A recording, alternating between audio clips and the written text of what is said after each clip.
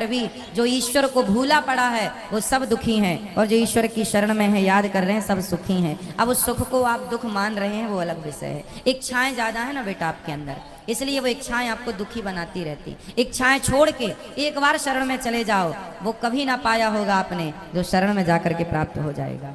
एक बार सच्चे होकर जाना। गुरुजी एक प्रश्न और है, जैसे मैं आसपास देखती हूँ, मेरे आसपास जीवन में भी देखती हूँ, जो भक्त है चलो उनका मैं समझ गई कि वो दुख है, क्यों है, भक्ति का क्या महत्व है, लेकिन जो भक्त को दुख दे रहा है, जो उसको गाली दे रहा है, उसको उस चीज़ का एहसास भी नहीं होता। मुझे नहीं समझ आता वो क्या सोचता है, वो ऐसा क्यों करता है, और उसका पूरा जीवन अच्छे से चल रहा होता है और वो भक्त रो रहा होता है, और उसका पूरा जीवन अच्छे से चलेगा। अगर उसको सजा मिलेगी तो वो भी मरने से कुछ दिन पहले, तो उसका जीवन तो मजे से गया, और भक्त का पूरा जीवन रोने में या कष्ट में, तकलीफ में गया। तो फिर उसका भक्ति न करना या करना, उसमें क्या, उसमें अंतर हो गया। फिर वो तो दुख दे के मजे कर रहा है, अंत में 4 दिन भुगत लिया और फिर चल लिया। वो बेचारा भक्त पूरा टाइम रोता रहता है, गाली जो खाता भक्त रहता है। होता है ना बेटा, आप किसी भक्त को जाकर पत्थर मारिए, आप किसी भक्त को जाकर के लाठी और जूते से मारिए, तो मारने वाले की तरफ भक्त जब देखता है ना, तो वो ईश्वर से प्रार्थना करने लगता है, हे भगवान इसने मुझे जूते मारे हैं, हे भगवान इसने मुझे पत्थर और लाठियां मारी हैं, हे भगवान इसे क्षमा कर देना। क्योंकि भगवान बड़े गुस्से में आ जाते हैं जब कोई भक्त को मारता है। पर वो भक्त, आज की कथा सुनी आपने, द्रौपदी के 5 बेटों को मार डाला था अश्वत्थामा ने, और भगवान ने पूछा कि बता क्या करूं इसके साथ, तो द्रौपदी ने क्या कहा, छोड़ दो, छोड़ दो। कोई भक्त यदि बदले की भावना रखे बैठा है तो भक्त हो ही नहीं सकता। भक्त तो ये चाहता है कि इसने गलती की है पर भगवान इस पर क्षमा करना, और भगवान क्षमा करते नहीं है।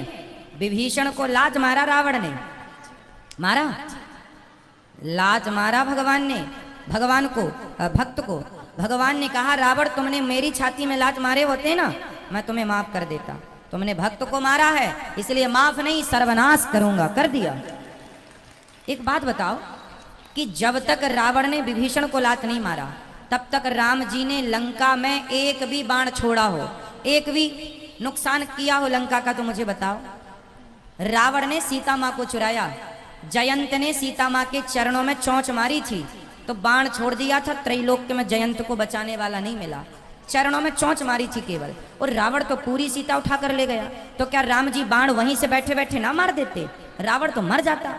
लेकिन नहीं, राम जी ने कहा कि रावण भले मेरी पत्नी का हरण किया हो लेकिन मेरे भक्त को रोटी खिलाता है विभीषण को, इसलिए मैं बाल भी बांका नहीं करूंगा। लेकिन जब उस भक्त को लात मारा तो राम जी ने सर्वनाश कर दिया। भगवान कहते हैं तुम मुझे लात मार दो, सह लूंगा, मेरे भक्तों को मारोगे विनाश कर दूंगा। इसलिए मेरी बहन, आप जो कह रही हैं कि भक्तों का अपमान करके लोग मजे से रहते हैं, नहीं, उनको जब मिलेगा ना दंड, भगवान थोड़ा सा देर, God mills grind slow but sure, ईश्वर थोड़ा धीरे चक्की चलाते हैं, पिसता है उनके घर आटा धीरे, पर पिसता जरूर है। हिसाब तो पाई पाई का रखते हैं ना भगवान, जब देंगे ना तो खूब नानी याद आएगी। और आप ये मत सोचो जैसे मैंने, आप भक्त हो, आप भक्त हो